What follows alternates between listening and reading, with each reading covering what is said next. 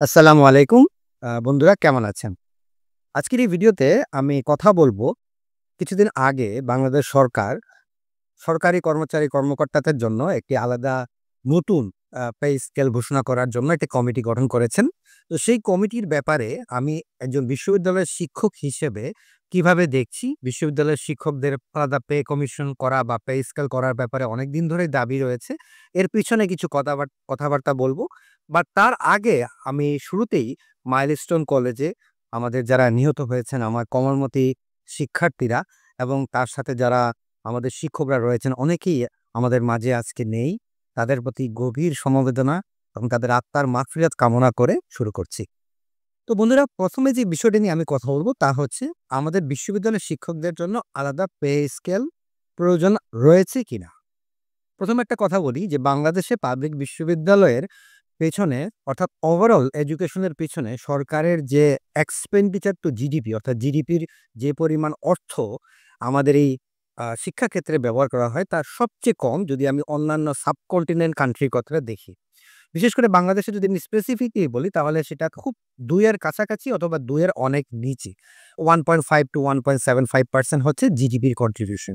2% অনেকে দাবি করে কিন্তু অ্যাকচুয়ালি 2% জিডিপি বাংলাদেশের এডুকেশন সেক্টরে ব্যয় হয় না। তো এটা একটা বড় কারণ যে বাংলাদেশের শিক্ষা খাত এখনো আমাদের যে জিডিপির অংশের তুলনায় অনেক কম ব্যয় করা হয়। এর পাশাপাশি বাংলাদেশের শিক্ষকদের জন্য প্রাইমারি, কলেজ বা ইউনিভার্সিটিদের জন্য কোনো আলাদা পে স্কেল নেই। তবে সেটা অন্যান্য দেশেও নেই। বিশেষ করে ইন্ডিয়া, নেপাল, শ্রীলঙ্কা সেখানেও নেই। এখন বাংলাদেশের জন্য কি আলাদা একটা পে স্কেল করার প্রয়োজন রয়েছে বিশ্ববিদ্যালয় লেভেলের শিক্ষকদের জন্য? আমি মনে করি রয়েছে। কেন রয়েছে? তার ২ টি কারণ আমি বলব। ১ নম্বর হচ্ছে আমি কিছুদিন আগে গুগলে ওয়ার্ল্ড ডেভেলপমেন্ট ইন্ডিকেটর বা আইএমএফ বা বিভিন্ন ওপেন সোর্স ডাটাতে সার্চ করছিলাম। সেখানে দেখলাম যে বাংলাদেশে গত ১০ বছরে ২০১৪ সাল থেকে ২০২৫ এই সময়ের মধ্যে ইউনিভার্সিটি লেভেল থেকে কতগুলো মৌলিক গবেষণা প্রকাশিত হয়েছে পেটেন্ট আকারে। আপনারা শুনলে অবাক হবেন যে এই ধরনের কোনো ইনফরমেশনই এক্সিস্ট করে না। অর্থাৎ বাংলাদেশের কোনো বিশ্ববিদ্যালয় লেভেলের পেটেন্ট ডিজিটালাইজেশনের কোনো ইনফরমেশন ওয়ার্ল্ডে নেই। অর্থাৎ এই ব্যাপারে আমরা খুবই উদাসীন। দ্বিতীয় আরেকটি সার্চ করলাম সেটি হচ্ছে বাংলাদেশের গবেষণা খাতে কতটুকু খরচ হয়ে থাকে অর্থাৎ R&D এক্সপেন্ডিচার ইন জিডিপি। সেখানেও আপনারা অবাক হবেন অন্যান্য দেশে যেখানে সুন্দরভাবে ডেটাগুলো অ্যাভেলেবেল রয়েছে, বাংলাদেশে এই ধরনের কোনো ডেটা অ্যাভেলেবেল নেই। তার মানে এই সেক্টরেও আমাদের সরকার উদাসীন। তারা এই সেক্টরে এই ডেটাকে গুরুত্ব সহকারে বিবেচনা করছে না বা এর ব্যাপারে কোনো রকম উদ্যোগ নিচ্ছে না।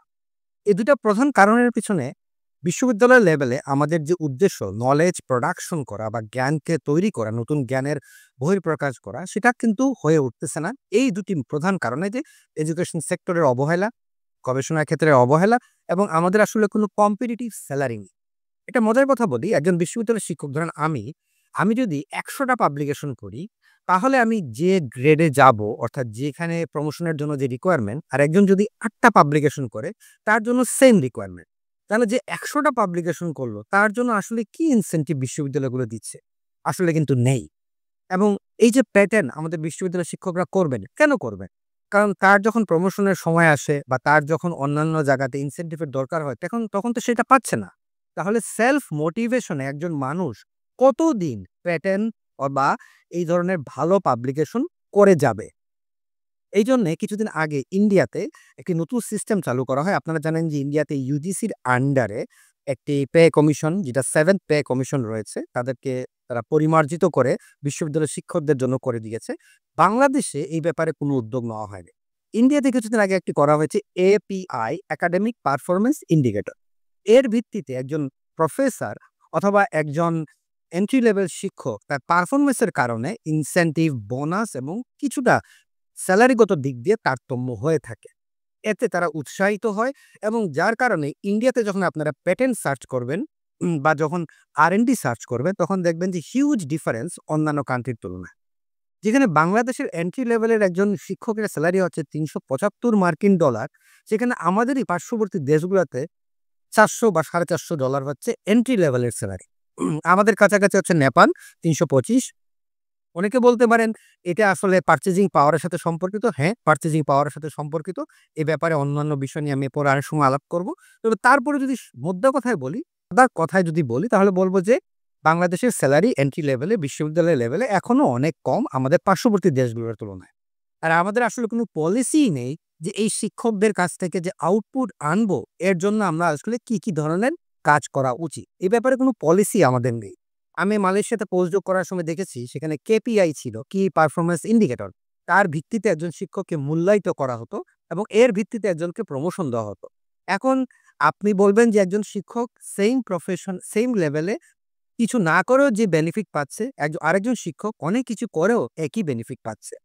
ফলে পে স্কেল থাকলে এই ধরনের এপিআই বা কেপিআই টাইপের কোনো একটা পারফরম্যান্স ইন্ডিকেটর যদি এড করে দেওয়া হয় এবং তাতে যদি বিশ্ববিদ্যালয় লেভেলে এক ধরনের সুস্থ প্রতিযোগিতা হয়, তাহলে অনেক ভালো patent, research and development output, quality publication এবং সর্বশেষে বিশ্ববিদ্যালয়ের র্যাঙ্কিংকে অনেক উপরে নেওয়া সম্ভব বলে আমি মনে করি। ধন্যবাদ।